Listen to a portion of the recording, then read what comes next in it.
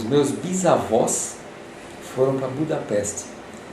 E foi o meu bisavô, do lado do meu pai, e a minha bisavó e 2 irmãos da minha bisavó foram para Budapeste. E lá eles montaram um frigorífico, um açougue. E aí o meu bisavô casou com a minha bisavó em Budapeste. Aí nasceu a minha avó lá. E nasceu mais uma menina, irmã da minha avó.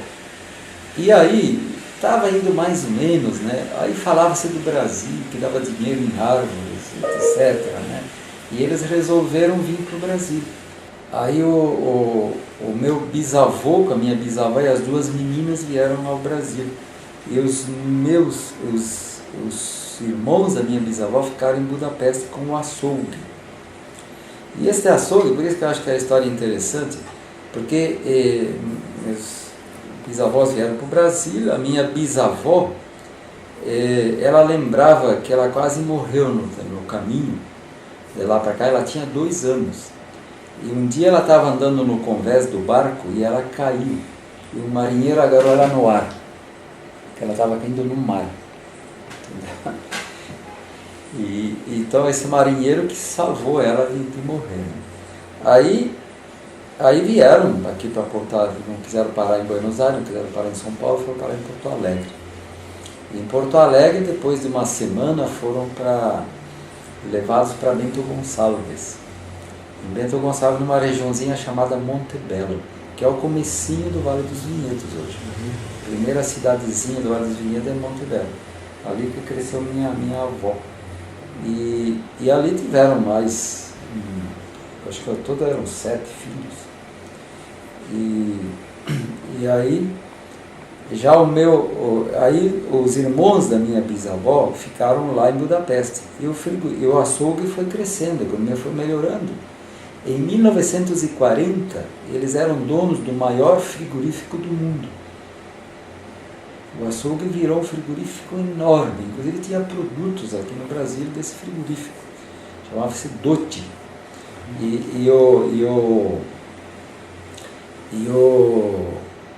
Lá onde eu nasci, lá em Antagorda, tinha um médico que ele ia a Porto Alegre e ele trazia embutidos desse frigorífico de Budapeste, e ele falava para minha avó, dizia, salame aqui dos teus parentes de Budapeste. E em 54, quando a Rússia invadiu a Hungria, eles não aceitaram o comunismo. Como eles não aceitaram o comunismo, eles perderam tudo o que eles tinham, ficaram miseráveis. Os donos do maior frigorífico do mundo, isso é o comunismo. E eles tão miseráveis que eles mandaram, eu li uma carta deles em 58, que eles mandavam uma carta para o Brasil pedindo doações de roupa velha e sapatos velhos, porque se fossem novas não chegariam lá. Nossa. Porque os policiais pegavam no caminho. Então o presidente do frigorífico, Dotti, ele foi condenado pelos comunistas a ser o matador dos porcos. Isso que ele fazia depois que os comunistas tiraram tudo dele.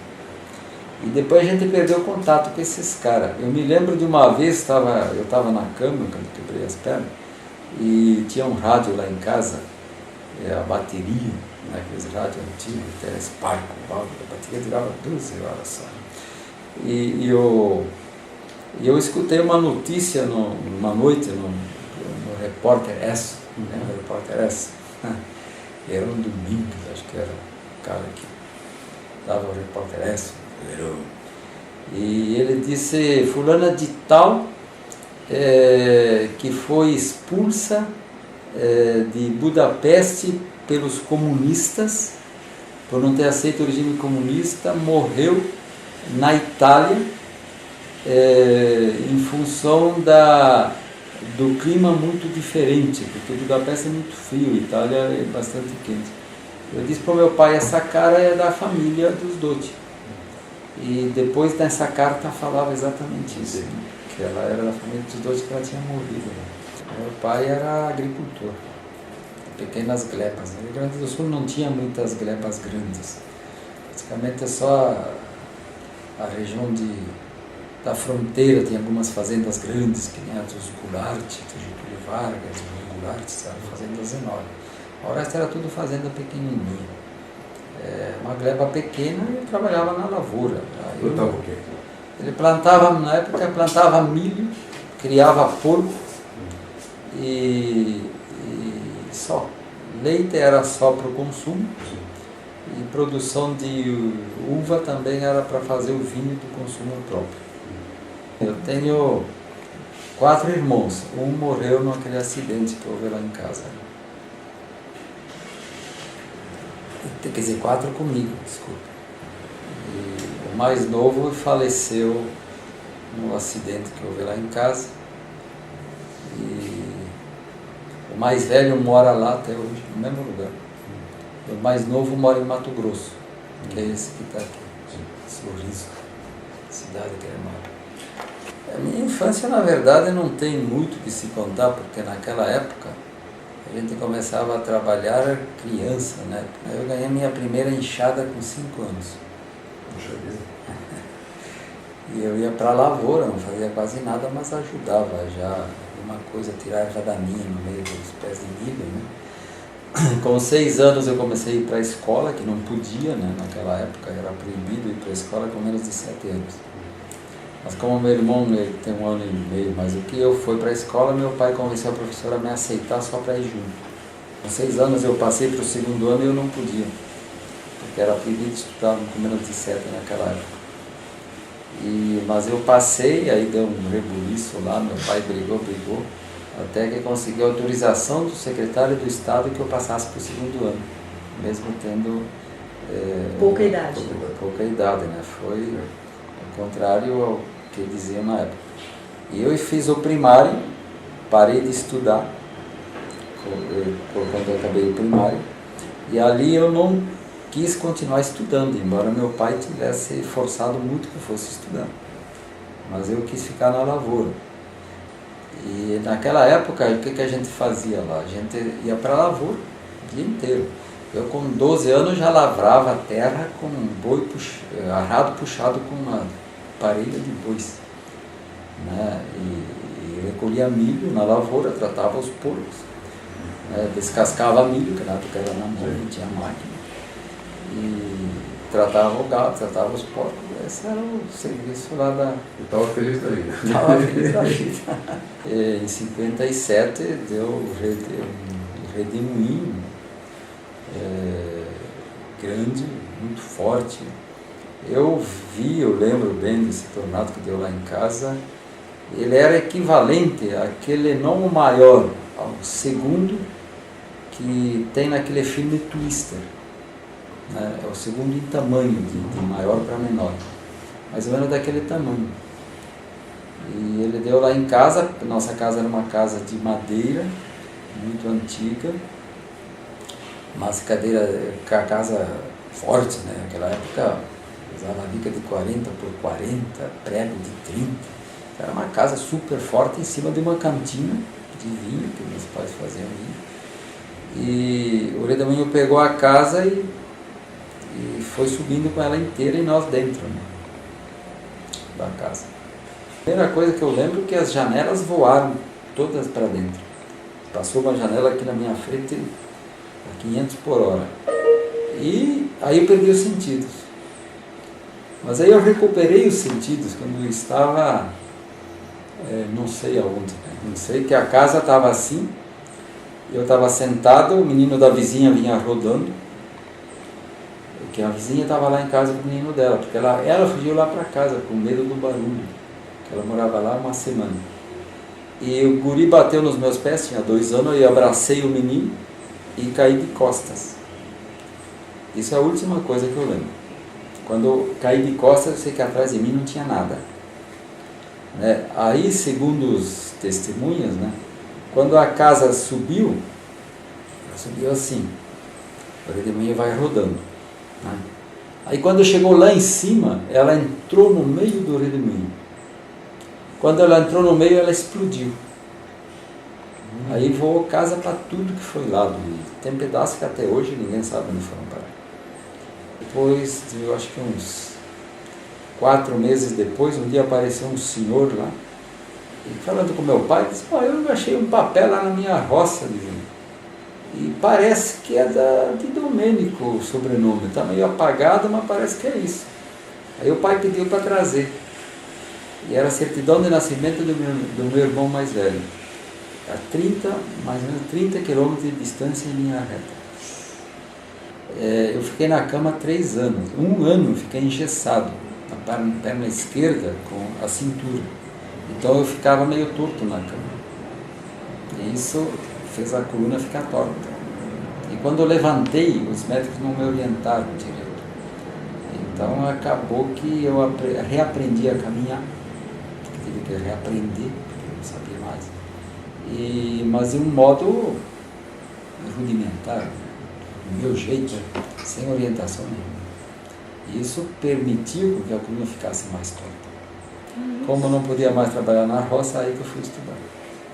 Quando a gente estava no ginásio e no científico, né, a gente sempre buscava saber, buscava informações sobre as faculdades que existiam, né, para ver onde é que a gente tinha mais afinidade.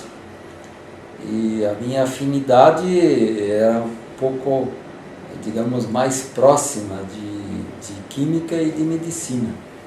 Eu tinha essas afinidades com essas 2 áreas. E engenharia civil até dei umas olhadas, mas eu em desenho sou péssimo, né? Um dia fui fazer um desenho, eu digo, não, para isso aí não vou servir, não vou morrer de fome, né? E acabei optando pela química, que me parecia que era quem mais me atraía.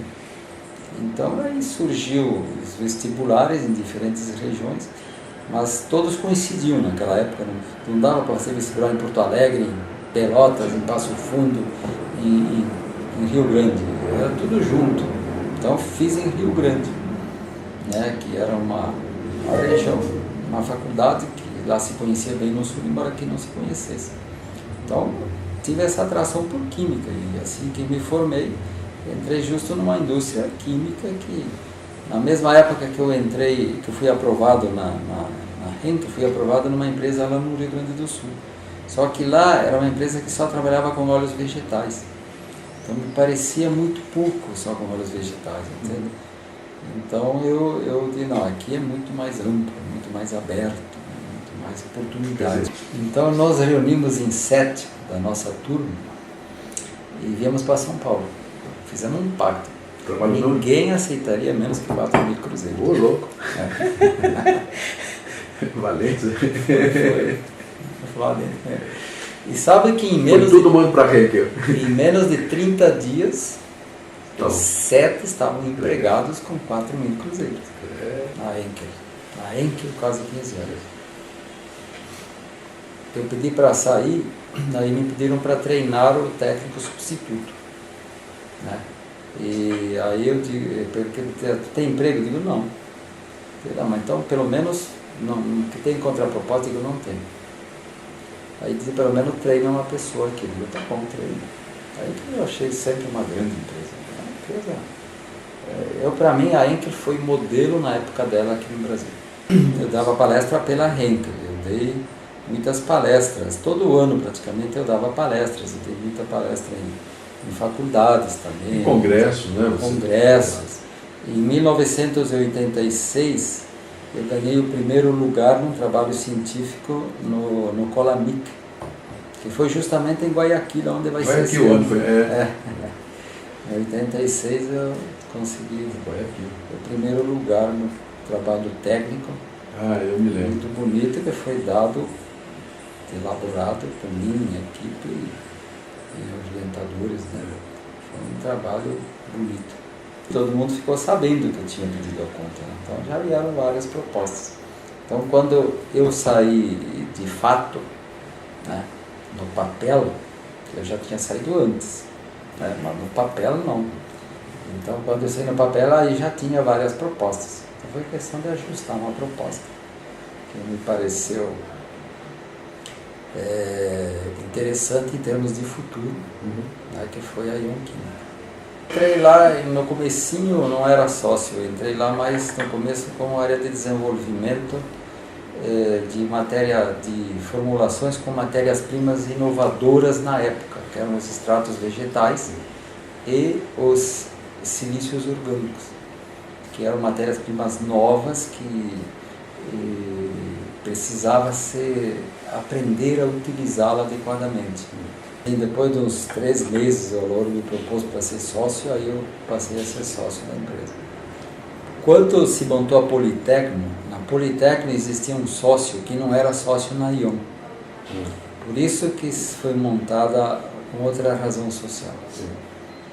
Depois este sócio saiu, aí ficaram os mesmos proprietários na Ion Química e na Politecno.